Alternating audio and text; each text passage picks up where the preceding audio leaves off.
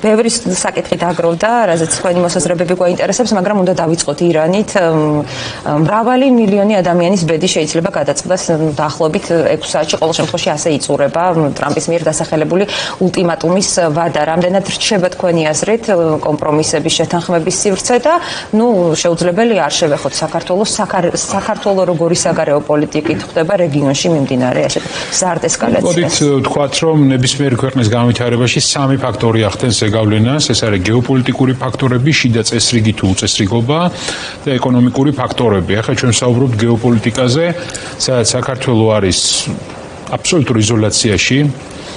ჩვენ ვართ ალბათ ყველაზე დაუცველი ქვეყანა მსოფლიოში. იმიტომ რომ ვართ მარტო დარჩენილი იზოლაციაში. ღმერთმა უკნას რომ რამე საფრთხე საგარეო საქართველოსთან მიმართებაში იყოს.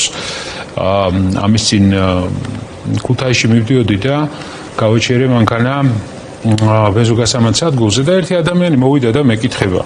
ბატონო გიორგიო, აი ხედავთო რომ ასეთი ესკალაციები არის სხვადასხვა მიმართულებით. ჩვენ რამე გვიცავს? ყველა მკითხვა დასვა. აი ღმერთმა უკნას რაღაც მოხდეს. თავდაცვის კუთხით იყო აქ საუბარი. რამე გვაქვს ისეთი, რაც დაიცავს ჩვენს თანამოქალაქეებს, მხოლოდ ის, რომ იზოლაციაში ვიყოთ და ვაგინოთ სულ ყველას თელ სოფლიოში. დღეს ხო ქართული ოცნების ხელწერა არის, რომ ყველას აგინებენ აბსოლუტურად. ამერიკელებსაც აგინებენ, ევროპელებსაც აგინებენ. პირდაპირ გაგებით, ანუ მე იმას კი არ ვამბობ, რომ რაღაცა უტრირებას კი არ ვახდენ, მე ვერ გავიმეორებ იმ ტერმინოლოგიას, რასაც ისინი იყენებენ ამ თავის უზრდელობაში და ფაქტობრივად მოგწყვიტეს განვითარებულ სამყაროს ვართ მარტო დაუცველები. არა მხოლოდ ჩრდილოეთი და მომავალი საფრთხის, ჩვენ ისეთ რეგიონში ვცხოვრობთ, ბევრი საფრთხეებია და მე მინდა საქართველოს, რომელიც არის მძლავრი თავდაცვით, ძლიერ მეგობრებთან ერთად, ძლიერ პარტნიორებთან ერთად, რეგიონის ლიდერი, რომელიც მასტაბილურებელ ფუნქციას თამაშობს, აი მაგალითად ვფიქრობ, დიდი შესაძლებლობაა გაშვებული ხელიდან სომხეთი აზერბაიჯანის ასე ვთქვათ კონფლიქტის რეგულაციის პირობებში საქართველოს ფაქტობრივად როლის გარეშეა დარჩენილი. არა და ჩვენ ვიყავით მეკავშირე ამ ორ მხარეს შორის ყოველთვის, ხო? ეს ფუნქცია დავკარგეთ, ეს ისტორიული ფუნქციის კარგვაა. ეს არ არის მხოლოდ ერთწამიანი და ერთ კონკრეტულ შემთხვევაში. საერთაშორისო პარტნიორებთან ურთიერთობაშიც გაგვასწრო. რა თქმა უნდა, ხო, სომხეთმა შეიძლება ევროკავშირში შეგვასწროს თუ ასე გაგზავნა აზერბაიჯანის თავდაცვისუნარიანობაზე აღარაფერს ვლაპარაკობს საერთოდ რა ვითარება, მაგრამ მთავარი ის არის ახლა რაც შეეხება ირანს გეოპოლიტიკურად ჩვენ უნდა შევხედოთ რომ სოფლიოს პირველი საფრთხე ეს არის ავტორიტარული რეჟიმები რა.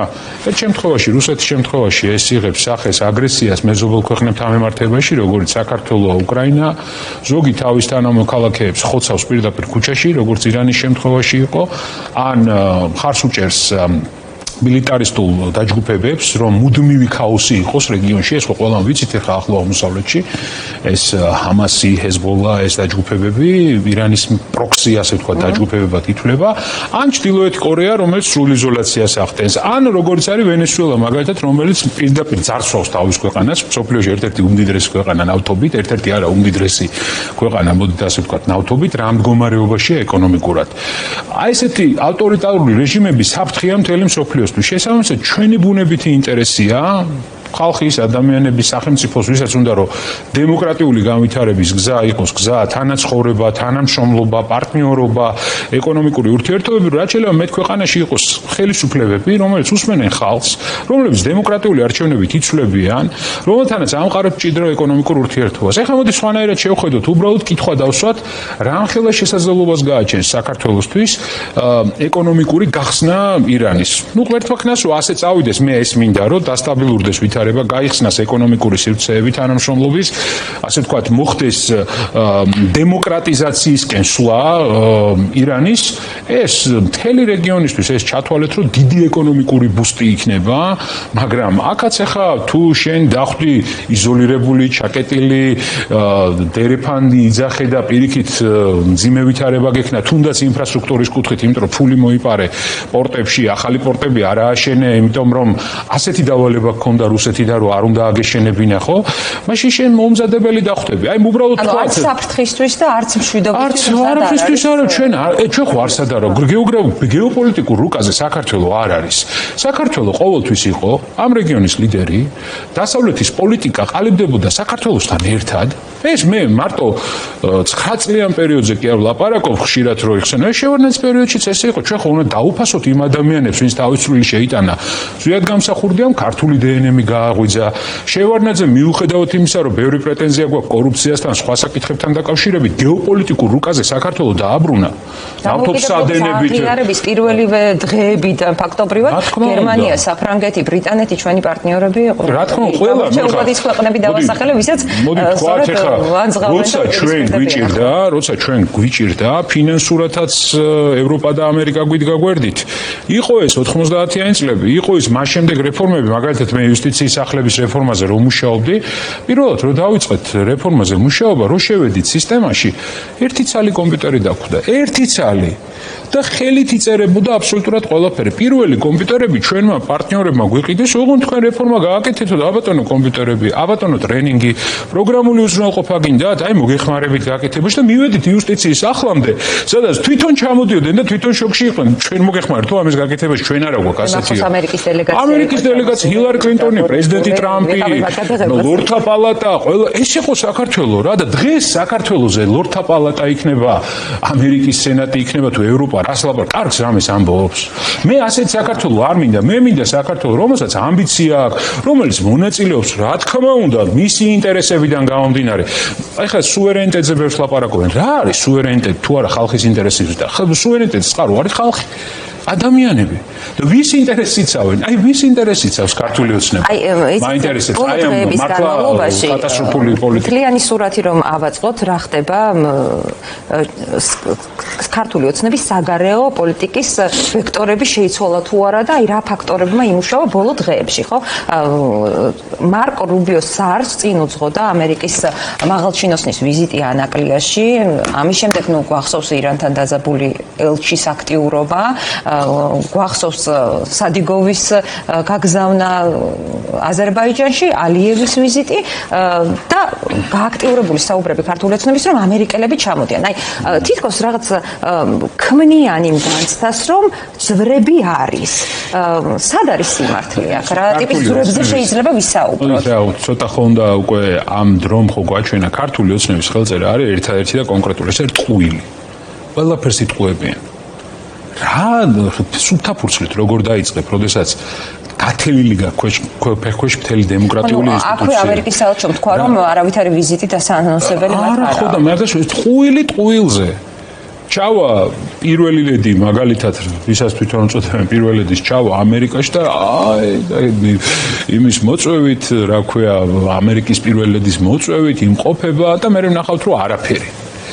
გაეროს ხდომაზე ხელი ჩამოართვა ყაველაშვილის სხვა 150-200 დელეგაციასთან ერთად პრეზიდენტმა ტრამპმა სურათის გადაღება აღარ მახსოვს მოასწრეს თუ ვერ მოასწრეს ამ ხელის ჩარნვა ამაზე მთელი კარგით რა ხალხნო რა. ესე არ გამოვა, ესე ჩვენ წინ ვერ წავალთ. ტყუილები წინ როგორ უნდა წავიდეთ. ეხლა ისინი ფიქრობენ რომ ქართულ ხალხს ატყუებენ, მაგრამ იქეთ კაცო ევროპაში იქნება თუ ამერიკაში იქნება ნებისმიერ იმ ხალხს ვერ მოატყუებენ. ნუ დადასტურებული ფაქტი რაც იყო ზარია.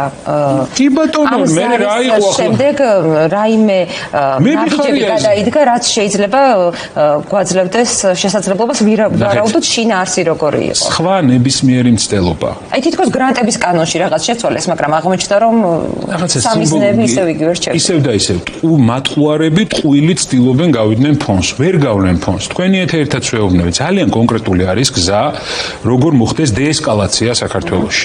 ეს არის ყველა პოლიტპატიმრის უპირობოდ განთავისუფლება, ეს არის ახალი სამართლიანი არჩევნების ჩანიშვნა, სადაც ყველა პოლიტიკურ ძალას ექნება თანაბარი მონაწილეობის შესაძლებლობა აი ამ არჩევნებში, სადაც ხალხი გადაწყვეტს, ვინ ვის ანდობს ქვეყნის მართვას. ეს სანამ არ მოხდება, ტყუილია ნებისმიერი მცდელობა, რაც არ უნდა ეცადონ, რაც არ უნდა ახლა ხალხი მოატყუონ, ყველა ტყუილს ხომ მოკლე აქ დრო.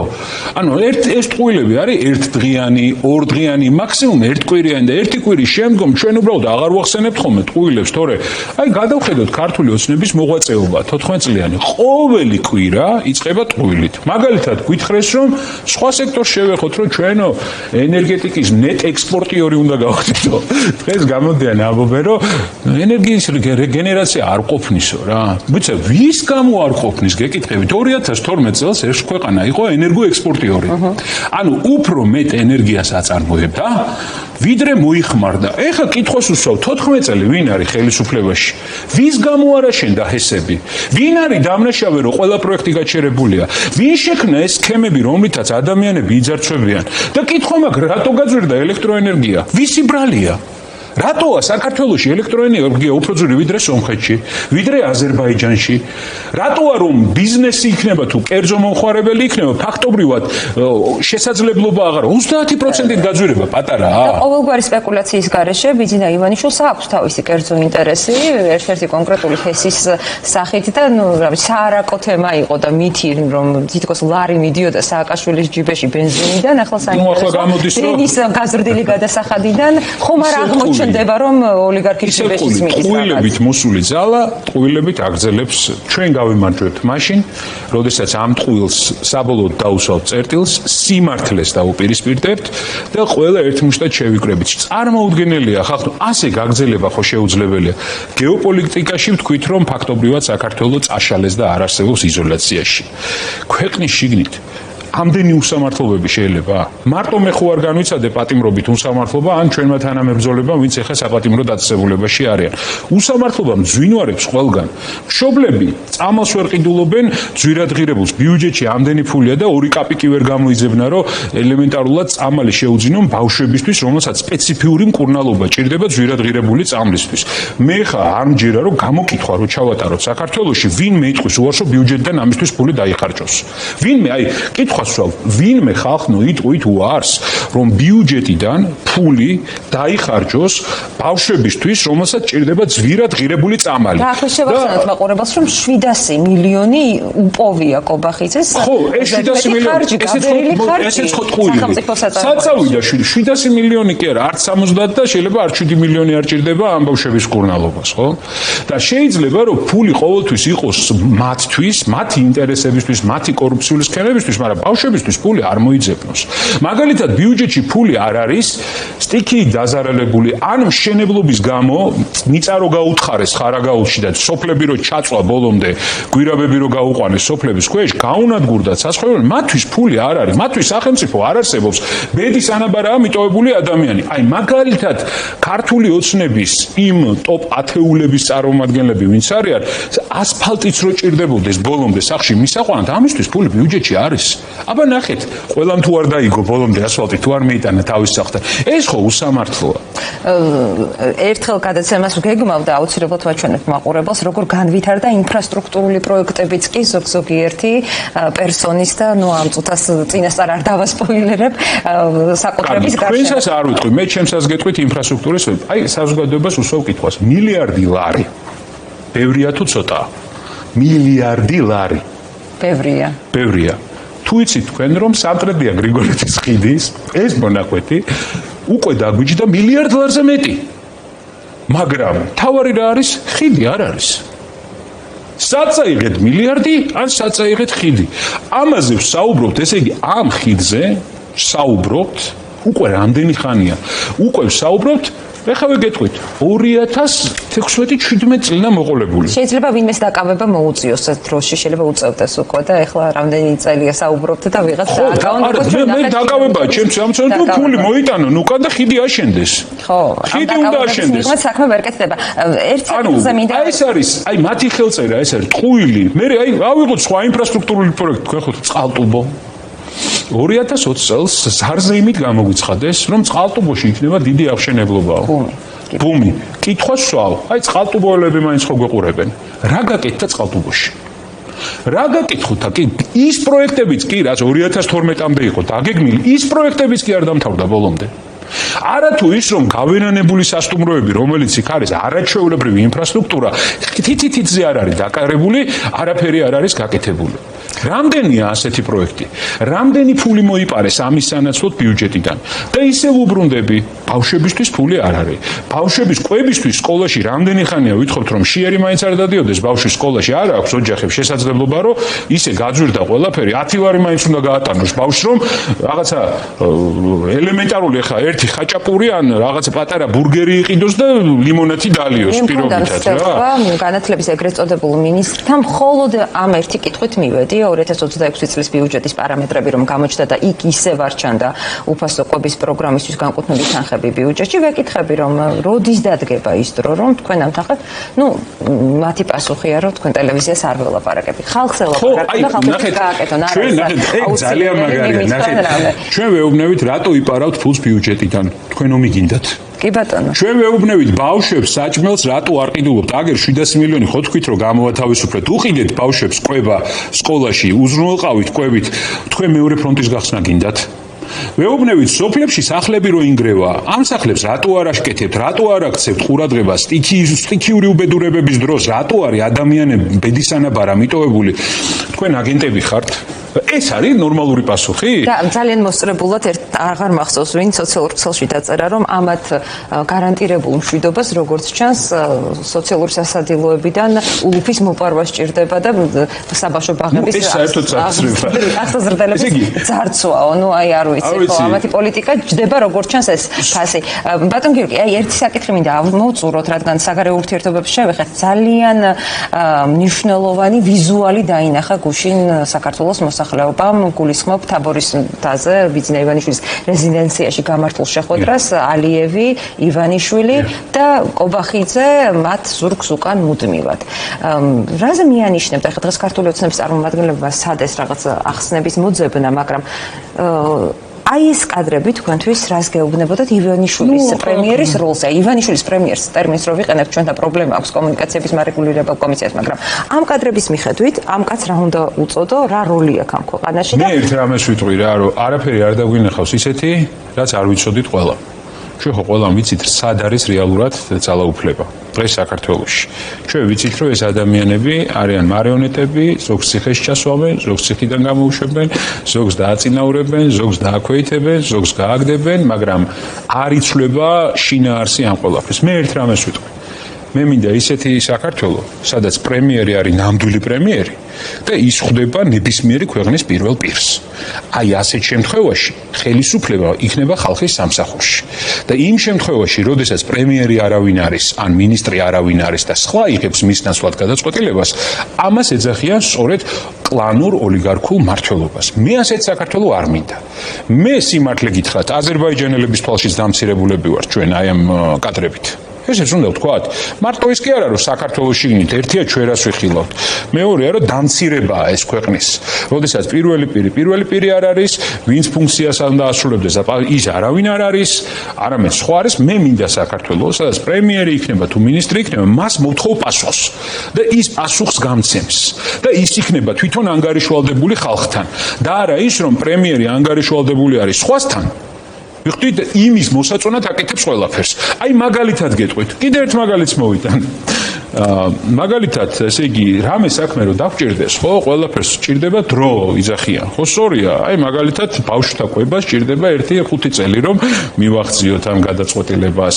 მაგალითისთვის, რომ დაჭირდეს ვინმეს პირობითად რამე ნებართვის აღება, ჯვარს აწვამენ და თვითმმართველობიდან ნებართვას არ მისცემენ. მაგრამ როგორც კი ვიღაცას დასჭირდა ქართული მიწების წაღება, ჩვენი კულტურული მიწების წაღება, ვითომ და არაბული ინვესტიციის შლეიფის ქვეშ ერთ დღეში კონტრაქტიც გამზადდა, საიდუმლო შეთანხმებაც გამზადდა და უცებ გვამცნეს, რომ ვითომ და მილიარდები შემოდის საქართველოში. რეალურად რა აღმოჩნდა, სხვა შორის მინდა ხაზი გაუსვა, რომ ნიკა ობოლაძემ ძალიან კარგად საქართველოს ასე ვთქვათ, ბატონ კობახიძეს ძალიან კარგად მოაკეტინა, მოდი ასე ვთქვი და პროპაგანდისტული არხის ეთერში, სადაც უთხრა ხა მე მიუხედავად იმისა შეიძლება დებატების ამ ფორმატს არ ვეთანხმებოდი, მე მინდა ხაზი გაუსვა, რომ ძალიან კონკრეტულად დაუთვალა. ჯერ ამბობდით რომ 6 მილიარდიო. მე თუ გახსოვთ 20 მილიარდზე ავიდნენ. და მე დაუთვალა რომ კაცო ჩვენი მიწა რაც შევიდა მილიარდი არისო, ხო? იმათმა რა შემოიტანესო ამაში? და ტრანზაქცია არ ჩანს. ჰაერი იყიდება და ყველაზე მთავარი რა არის? ეს შეთანხმება არის საიდუმლოდ გაფორმებული. რას გვიმალავენ? რას გვიმალავთ? კითხოს უსვამ. თუ დასამალი არაფერი არა გაქვთ. ვინ არის საქართველოში 6 მილიარდიანი ინვესტიციის წინააღმდეგი? თუ დასამალი არაფერი არა გაქვთ. თუ ეს არის პატიოსნად გაკეთებული შეთანხმება. მაშინ რატომ მალავთ? რატომ მალავთ ამ შეთანხმებას? ეს ხო ფაქტია რომ მალავთ იმიტომ, რომ ვიღაცის კონკრეტული ჯგუფის ინტერესს ემსახურება, რომ ეს მიწები ჩაიგდოს ხელში. ჩემი აზრით და დიდი ალბათობით ეს არაბული კომპანია არის სრულიად შირმა, აბსოლუტური შირმა შემოტანილი აქ. უბრალოდ ორი დიდი მიწის, ასე ვთქვათ, ორი დიდი ტერიტორია, ერთი აჭარაში და ერთი თბილისში იყო დარჩენილი, რომელიც ბიზნესისთვის სამომავლოდ არის ძალიან კარგი, რომლის საერთო ღირებულება მილიარდზე მეტია და ვიღაცამ ეს მიწა მიითვისა. ახლა უფრო მეც გეტყვით. სხვა შემთხვევებში როგორც იყო, დარწმუნებული ვარ ამ კონტრაქტებში ჩადებული იქნება საერთაშორისო არბიტრაჟი. ოღონდ საქართველოსთვის კაბალური პირობებით. აბა გავბედოთ ეხლა და არბიტრაჟში ვიჩივლოთ ამაზე.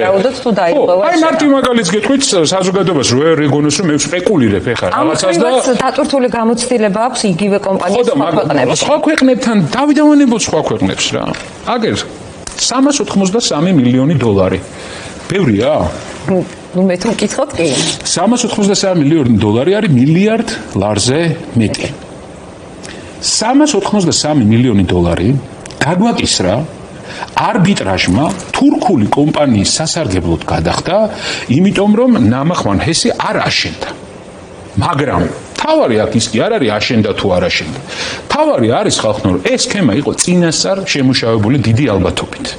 რეალურად იქ კომპანიის მხრიდან დაიხარჯა 10 მაქსიმუმ 20 მილიონი დოლარი. სპეციალურად იყო შექმნილი გარემო, რომ ჩაშლილიყო ეს შეთანხმება, ანუ შეთანხმებაც ისეა დადებული, რომ მარტივი ყოფილიყო შეთანხმების გაუქმება და არბიტრაჟში წასვლა. წავიდა არბიტრაჟში და რამდენიმე თვეში 383 მილიონი დოლარი დაგვადეს ჩვენ ვალად. ხო მაგარი ბიზნესია. 10-დან 20 მილიონამდე ხარჯავ, რამდენიმე თვეში 383 მილიონ დოლარს იღებ. მე ასეთი ბიზნესი მსოფლიოში არ ვიცი, მაგრამ ვიცი ასეთი სქემები აფრიკაში, აზიაში, როგორც სპეციალურად წინასწარ შემუშავებული სქემებით აკეთებენ და ახლა მთავარი, ვისი გადასახდელია ეს ფული? მოქალაქის ჯიპიდან. თქვენი, ჩემი, ვინც გიყვარს, არ გეგონოთ ხალხნო რომ ძალიან სათადადოდ ჩაყოფილი უკვე. არ გეგონოთ საზოგადოებას, რომ გაიკრავს ეხლა ვინმე ხელს ჯიბეზე და ის გადაიხდის. არა, ეს ჩვენი გადასახდელია. და რატო? კითხვას უსვამ. რატო დაგვადეს 383 მილიონი დოლარი გადასახდელად? და დღეს ხოთაშორის ნათია თოდნავა კვლავ ამბობდა რომ ეს ესეო იმედია კვლავ აშენდებაო. ამ წლების შემდეგ, ამ ხელას არ არის შენებლობათმაც ჩააგდეს. ახლა უნდათ რომ გარემოს დამცველი რა სიტყვა. გამჭვირვალე გახადე ყველაფერი. მაჩვენე როგორ იცავ ბუნებას. და რაც თავარია, ეს იყო პირდაპირ წინასწარ გამიზნული. აი ხა დღეს უკვე ამაში 100% იმიტომ რომ ვიყავი რამდენიმე წინასწარ გამიზნული, ასე ვთქვათ, თაღლითური სქემა, რომ უნდა შემოსულიყო სავარაუდოდ ეს კომპანია, რამდენიმე მილიონი დაეხარჯა, მერე კაბალა დაედო სახელმწიფოსთვის, ასე იქცევიან, კიდევ ერთხელ ვამბობ, აფრიკაში, ასე იქცევიან ნაკლებად განვითარებულ ქვეყნებში. აი ამ სქემების ხერხლიცვაც. იგივე მოხდება, დამიჯერეთ, აი საზოგადოებას ვეუბნები, გაიხსენეთ ჩემი სიტყვები. ამ ვითომ და არაბულ ინვესტიციასთან მიმართებაში დაახლოებით იგივეს გაითამაშებენ ბოლო სერიაში.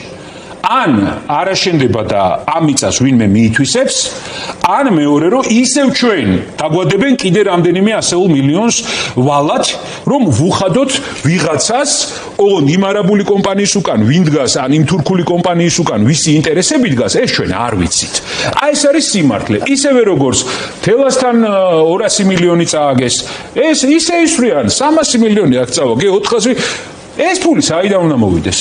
და საქმეზე რომ იდგება ბავშვებისთვის ფული არ არის, რა თქმა უნდა, წამლისთვის ფული არ არის, ბავშვისთვის ფული არ არის, პენსიის ზრდისთვის ფული არ არის, რამე დაგჭირდეს, ღმერთმან უხნას, ვინ დაგიდგება გვერდში, ბედის ანაბარახარ მიტოვებული, სტიქიის დროს ფული არ არის. აბა სახელმწიფო რისთვის გვინდა? საზოგადოებას ვეკითხებ, მე სახელმწიფო მინდა იმისთვის, როცა ადამიანს უჭერს დაუდგეს მას გვერდში.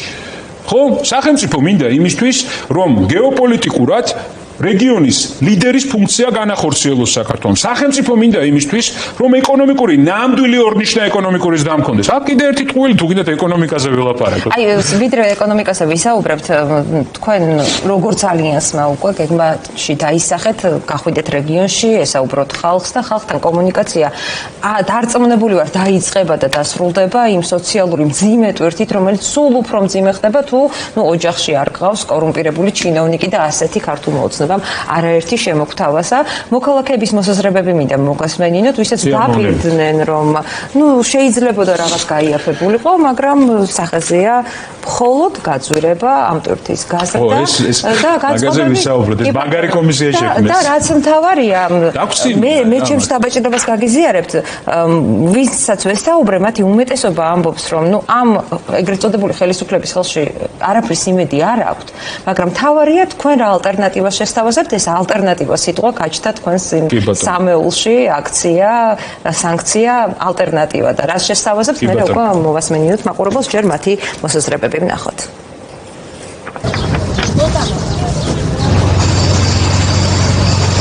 უნდა დაკლებულიყო თითქოს. თითქოს დაკლებულიყო, მაგრამ არაფერია დაკლებული. ვერავინ ვერ გაწუდება, იმიტომ რომ ძალიან დაბალი ხელფასებია. ხელფასებს არ უმატებენ და აქეთ კიდე ყველაფერი იმატებს ხელფასის გარდა. კვერცხის ააგორეს რაღაცა და ისიც ვერ გააიაფეს. ელექტროენერგია 5 თეთრია, მაგრამ რაც ღირდა იმის 30%-ია. 33 მილიონერი რო ეყოლება პარლამენტში. ისინი რამეს გაგიგეთებს? ხალხის სასარგებლოდ? არა, პირიქით. ვითომ საქმეს აკეთებენ. კომისია შექმნეს, ეს არ ნიშნავს, რომ ამ ექმედითი ნაბიჯები გადადგეს. მე არც ეკონომისტი გახლავართ, არც ფინანსისტი. მარტო იმის თქმა შემიძლია, რომ არ შეიძლება, რომ ასე ეპყრობოდეს საკუთარ ხალხს. სხვა რამეს ელოდით? არა. ოცნებისგან არ ქონდათ სხვა მოლოდინი? რატომ? თავიდანვე ჩანდა? თავიდანვე ჩანდა. ძალიან კაფეო. ტარიფები უნდა შემცირებულიყო, ფასები უნდა შემცირებულიყო. ტარიფების გაიზარდა და ფასებიც ხომ ერთად.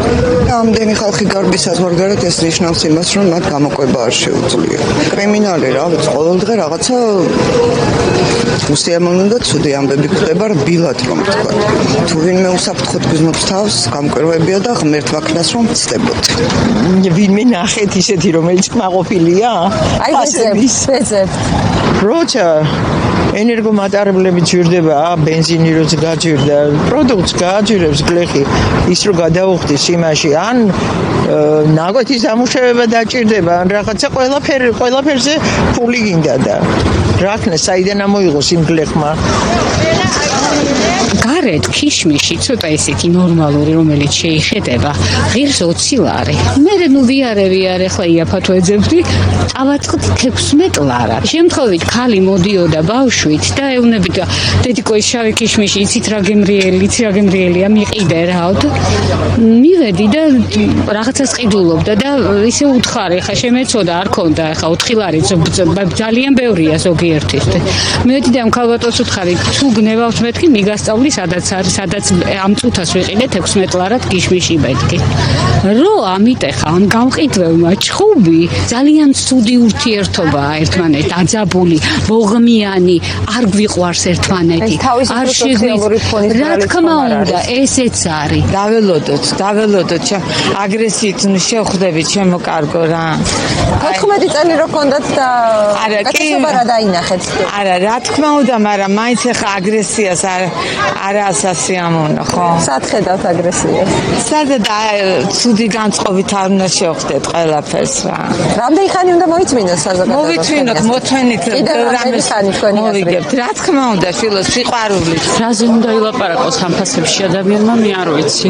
მე ძალიან მიკვირს დიდი ოჯახები როგორ ცხოვრობენ, ბავშვები ვისაც ყავთ. მე არაფერი იმედი ამ კომისიის არ მაქვს. ხანდახან გაკვირით რაღაცებს ნახულობ ხოლმე.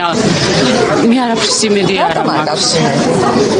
რისი იმედი უნდა გქონდეს არსებულ სიტუაციაში, როცა ვხედავთ იმას, რაც ხდება ჩვენს ირგვლივ, უსამართლობა, კანონს, როგორც პიჯაკები ისე იცვლიან კონსტიტუციას, კანონებს და რაც მათ აწყობთ, ალბათ ისე აკეთებენ ყველაფერს. რისი იმედი უნდა გქონდეს? ყველა დროს და ყოველთვის ფასი მიდის სიმაღლეში. ხა განსაკუთრებული მაღალი ნიშნულით მიდის ფასები, რასაც ხელფასების შემთხვევაში ვერ ეწევა და ეს ალბათ მოსახლეობაში საკმაოდ დიდი პრობლემაა. კორუფცია თავისთავად თუ დაისახება რეგიონზეც, შინაარსზეც, კონტექსტზეც ყველაფერზე აისახება ძალიან ცუდად. აი კონკრეტული ფაქტები სულ არსებობდა, თუმცა აღკვეთა და ლოკალიზება ასეთ ფაქტებს აუცილებელია ნებისმიერი ხელისუფლების პირობებში და ეს აუცილებლად ყურადღებია და მნიშვნელოვანი გადაწყვეტილების მიღება მმართველობის საჭირო. მით უმეტეს საბავშვო ბაღები, ჯარის მმართველობითაც ჰქონდა ჩვენ მსგავსი პრეცედენტები, რაც ნამდვილად ყველას დაარტყამს ერთიანად როგორც მმართველ პარტიებს, ასევე ოპოზიციას და შემდეგ. მე ტოლილი ვარ აფხაზეთიდან, მე ინვალიდი კაცი ვარ, ბაცხახე და ფეხი არ მუშაობს, 45 ლარი მაქვს ტოლის ფული და პენსია მაქვს. და რაში ყოფნით? პასტიშო ლობში არაფერში. ყოველ დღეს ვირდება ხო ხედა და რა ვიცი კაცო. არაფერი არ არის დაიარებული. აი დღეს მაგალითად ეროვნული ბანკის პრეზიდენტმა გამოთქვა კმაყოფილება იმ სინერგიით, რომელიც არსებობს ეგრეთ წოდებულ მთავრობასა და ეროვნულ ბანკს შორის და აქ იგულისხმება საპარლამენტო კომისიის მუშაობაც, რომელსაც არ ვიცი მაყურებელმა გასცა პასუხი რა შედეგი აჩვენა. ოპოზიციის სათქმელი აქ რა არის? კორუფციაზეც დავსვით კითხვები და კორუფციის როლი იმ სიდუხჭირეში, იმ მძიმე ფონში, რაც გვაქვს, რა არის? აი ნახეთ, პირველი რომ ნამდვილად ხალხის გულის ნადებია რა, ეხლა რაც მოვისმინეთ, ხომ? რამდენი პრობლემა მოვისმინეთ? ფასების ზრდა, დევნილები მიტოვებული უყურადღებოთ, უსამართლობები, ძალიან ბევრი, რასაც აწყდება ადამიანი, უმუშევრობა, შემოსავლის ნაკლებობა, პრობლემები და რაც თავარი, აი ძალიან ყურში მომხდა, აი ეს დაპირისპირება, პოლარიზაცია, ჩასაფრებულობა და მე კითხვა მინდა დაუსვა ამ ადამიანებს, ვინც აქ არის, ვინ არის ამ ყველაფრის წყარო? ვისგან მოდის ეს დაპირისპირება? ვისგან მოდის რომ ჩვენ ქართველებს გვათითოკაცებენ? ვისგან მოდის ის რომ ფაქტობრივად ჩვენ არ აგვაქვს შესაძლებლობა ადამიანურად ვიმსჯელოთ, ვიპაექროთ და დემოკრატია რა არის? დემოკრატია არის ხალხის სამსახურში გარკვეული შეჯიბრი, ხომ? პოლიტიკურ ჯგუფებს შორის, საზოგადოებრივ ჯგუფებს, ვინ უკეთეს გააკეთებს და საიდან მოდის ეს დაპირისპირება და პოლარიზება? ეს არის ოცნების რამდენიმე ათეული ლიდერის ხელწერა, რომელიც აი ამ ხალხისგან აბსოლუტურად მოწყვეტილია. არ ესმის ეს ტკივილი არ ესმის. თორე ეს ტკივილი რო ესმოდეს, აი ხა რასაც ხალხი საუბრობს, ამ უაზრო ინიციატივებით გამოვიდო და აი მაგალითად ერთ-ერთ ინიციატივას გეტყვით 6 წლის ზემოთ მანქანების შემოყვანა აუკრძალოთ. ბიჭო, ისე გვაქვს ახლა დალხენილი ჩვენ ცხოვრება, რომ მივადგეთ იმ გაჭირვებულ ადამიანებს, რომელიც შეიძლება კაპიკ-კაპიკზე აგროვებდა, რომ მანქანა შეეძინა, რომ ეტაქსავა, წასულიყო თავისი ოჯახი, ესე ვთქვათ, ერჩინა და 500%-ით გაუზარდეს, წარმოიდგინეთ, საბაჟო გადასახადი. რატო? ახლა მე გეტყვით ეს რატო მოხდა? მართლა კეთილდღეობის მოტივით და გარემოს დაცვა. მე თქვენზე მზრუნვაო. ხახნო, განა არ მინდა ყველა ახალი მანქანით დადიოდეს, მაგრამ ჯერ ჩვენ მანდ არა ვართ. ჯერ ადამიანებს პირველადი მოთხოვნილებები აქვს დასაკმაყოფილება. ჯერ სამსახური არა აქვს ადამიანს. ადამიანს უცხოეთში წასვლა უწევს მცირე შემოსავლის გამო. და ხელისუფლება ამაზე უნდა ზრუნავდეს,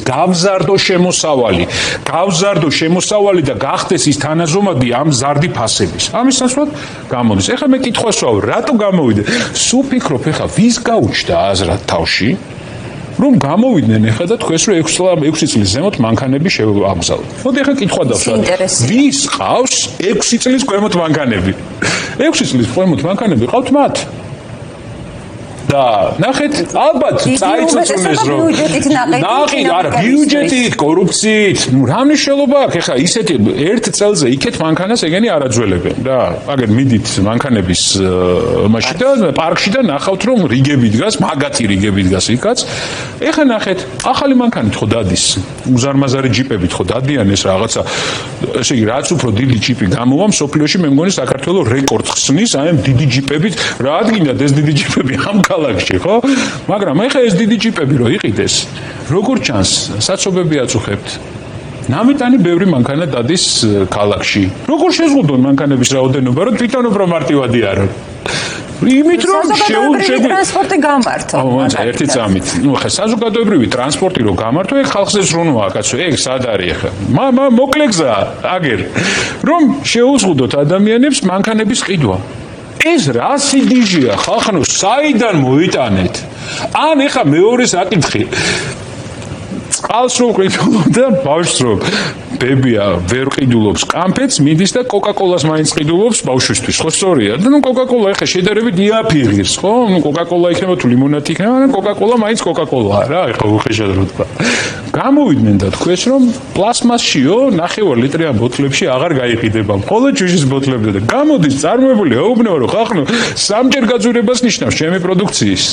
ეხლა კითხვას ვამ, დამისახელონ გერმანიაში, საფრანგეთში ან ბრიტანეთში სადმე არის ეს რეგულაცია? ვის მოაგონდა?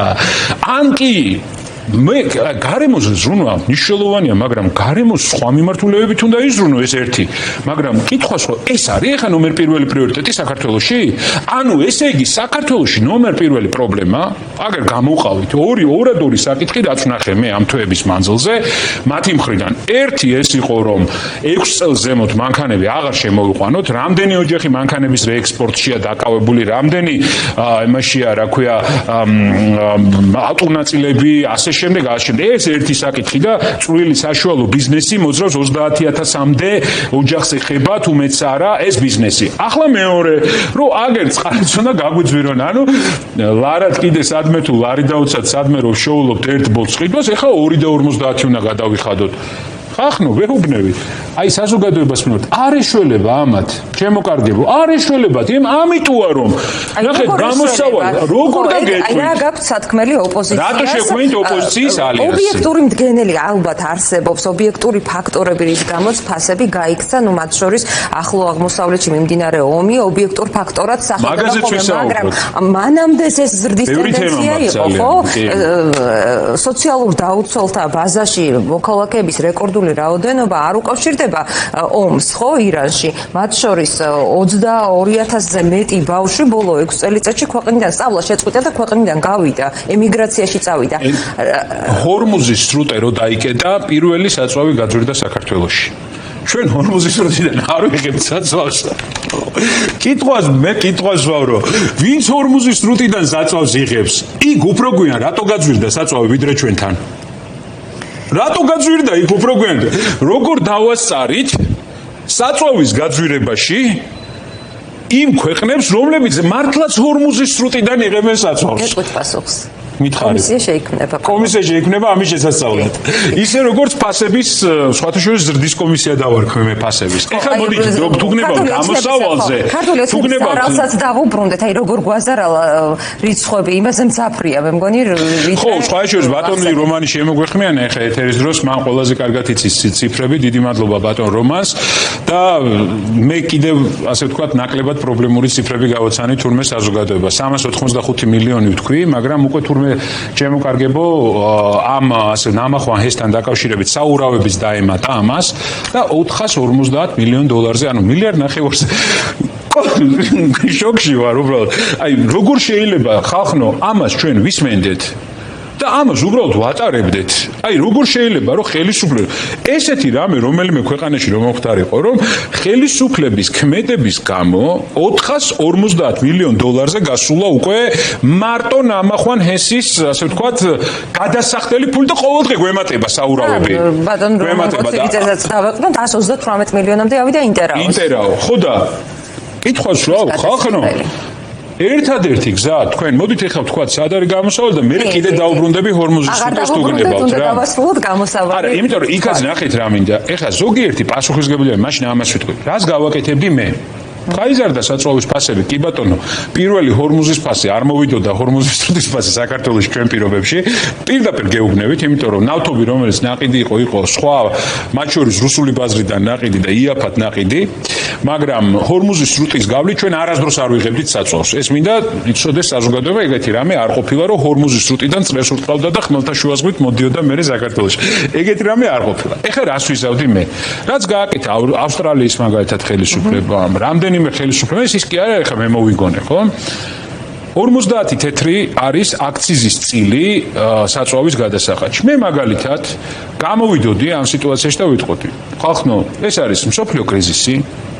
ჩვენ ძალიან კარგად გვესმის საწვავის ფასი აისახება ყველაფერზე, ყველა პროდუქტის ფასზე, სოფლის მეურნეობაზე, ტურიზმზე, მიწოდებაზე, მაღაზიებზე, პროდუქტზე. ამიტომ სანამ არის ეს სარისკო პერიოდი და მაღალი ფასები და დარწმუნებული ვარ, რომ 6 თვეში დაიწევს ეს საერთაშორისო ფაზები, მოდი მე ვაჩერებ ამოღებას ამ გადასახადის კონკრეტულად ვზრუნავ ხალხზე ყველაზე ეს დაახლოებით 50 თეთრიანი კლება შეიძლება სრული შეღავათი ვერ გაგიწიოთ, მაგრამ აგერ ბატონო შეღავათი თქვენ. გადასახადს არ ამოიღებს სახელმწიფო, მანამ სანამ ეს ფასები ისევ ქვემოთ არ ჩამოვა ნიშნულზე, რომელიც იქნება ადეკვატური გადასახდელად. აი ეს არის სწორი გადაწყვეტა და სახელმწიფოებრივი და ხალხზე მზრუნველი მიდგომა, მაგრამ როცა შენ ხალხი არ გაწუხებს და არაფერში არ აგაკ, მაშინ იტყვი რომ მე ახლა კომისიას გავაკეთებ და აუცილებლად მინდა ვთქვა ამ ფასებზეც და მე გადავიდეთ გამოსავალზე. აი, ცოტა დრო გრჩება და ცოტა დრო გვაქვს, კი ბატონო. ნახეთ რა ხდება. საპატიმროში ვიყავი, როდესაც შევიტყვე რომ ფასების კომისია უნდა შევქმნათ. ნახეთ რა თქვეს, პარლამენტში უნდა შეიქმნას კომისიაო, მთავრობაში უნდა შეიქმნას კომისიაო, სუსი ცალკეო და ეროვნული ბანკი ცალკეო. მოკლედ აი 4 კომისია ეხა საქართველოში, ვინც ფასებს აჩვენებს. აი ხა კითხვა სვავ, გავიდა რამდენი? 3 თვეზე მეტი გავიდა, ხო? ფასები შემცირდა თუ გაიზარდა? ნუ ხალხი ამბობს რომ გაიზარდა, ჩემი ნათქვამი ხო არ არის გაიზარდა და თუ შევალთ მაღაზიაში ვნახავთ რომ ფასები ნელა შემცირდა კვერცხები. ხო. აღდგომის შემდეგ რა იქნება? აი რა იქნება ესეთი ამბავია რა. ეხლა ნახეთ ფასები პირიქით გაიზარდა და აგერ გამოვიდა საქსტატის მონაცემები რომ საშუალოდ პროდუქციაზე ინფლაცია გამოდის ისევ 10%-დან ზემოთ. ანუ კი არ შემცირდა, ანუ რამე დეფლაცია კი არა გვაქვს, ანუ ფასების კლება კი არა გვაქვს, ფასების ზრდა გვაქვს. ეს ოფიციალური მათივე მონაცემია. ჩემი სპეკულირება რო არ იყოს, ხო? ანუ ნახეთ, გამოვიდნენ და თქვეს რომ საქართველოსიო თვითონ ხო აღიარეს. კარტელებიაო, ხო თქვეს? სიტყვა კარტელი ხო თვითონ თქვეს? კარტელური გარიგებებია და ამიტომ არის მაღალი ფასებიო. ამ 3 თვის მანძილზე ხალხო ვინმე რომელიმე კარტელი გამოვლენილი ნახეთ? აბა რატო გვატყუებენ ხალხო ხო არსებობს რაღაცა ზღვარი ხო არის 2 წლის წინ ეს ხალხი პარლამენტში იჯდა, სადაც მე, ლევან ხაბეიშვილი, სხვა პარლამენტის წევრები, ერთი თვე ვეუბნეოდით, რომ სომხეთზე ძვირია ფასები, number.com-ზე რომ შეხვიდეთ, ნახავთ სომხეთზე, თურქეთზე, აზერბაიჯანზე ძვირია ყველაფერი საქართველოში, ხო? იცინოდნენ, კისკისებდნენ. ხაბეიშვილი ახლა პერფორმანსებს დგავს, გადავიდა საზღვარზე. ეს არის მიდგომა? და მე რას ყველა თქვენ ომიგინდათ? თქვენ აგენტებო, მე ვარ აგენტი თუ ის არის აგენტი, რომელიც აი ამ კარტელებს ფარველობს. თვითონ ხო აღიარა რომ კარტელებია. ჩვენ თავაზობთ ძალიან მოკლედ. სანამ ეს ქვეყანა კორუფციულ კლანური სისტემისგან არ გათავისუფლდება და სანამ პატრიოტი მამაცი, მებრძოლი ადამიანები სამშობლოს მოყვარული არ მოვიდნენ ხელისუფლებაში, ამას არ ეშველება. რა გჭირდება ამისთვის? ჩვენ უნდა დავასრულოთ გათითო კაცება ამ ქვეყანაში. ერთმუშტად უნდა შევიკრათ. ყველანი ერთად უნდა დავდგეთ. ამისთვის შევქმნით ოპოზიციის ალიანსი, ამისთვის გამოვაცხადეთ საერთო ეროვნული მობილიზაცია, ამისთვის გიწევთ ყველას 26 მაისს. თუ თქვენ თვლით რომ უსამართლობის მსხვერპლი ხართ, იმიტომ რომ უსამართლოდ მაღალ ფასებს იხდით, მოდით 26 მაისს რუსთაველზე. თუ თქვენ თვლით რომ თქვენ შულს ეკუთვნის წამლის დაფინანსება და ამას არაფინანსებს ბიუჯეტი, მოდით რუსთაველზე. თუ თქვენ თვლით რომ სახლი დაგინგრიეს და ყურადღებას არავინ გაგცევთ, მოდით რუსთაველზე. თუ თქვენ თვლით რომ თქვენი ოჯახის წევრი უსამართლოდ იმის გამო რომ შემოსავალი ვერ ნახა საქართველოში მოუწია უცხოეთში წასვლა, მოდით რუსთაველზე. თუ თქვენი მეგობარი დააჯარიმეს უსამართლოდ და ჯარიმები ხო ცალკე კატასტროფაა, 9 მილიარდი აქვს ამოღებული. ან თქვენ დაგაჯარიმეს უსამართლოდ, მოდით რუსთაველზე.